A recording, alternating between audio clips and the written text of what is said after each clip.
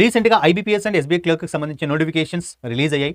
అయితే రీజనింగ్లో inequality is one of the important topics. So ఇన్ఈక్వాలిటీలో ఎయిదర్ ఆర్ ఎలా చేయాలనేటువంటిది ఈ వీడియోలో చూద్దాం. ఇక్కడ A greater than or equals to B, greater than or equals to C, greater than or equals to D ఉంది.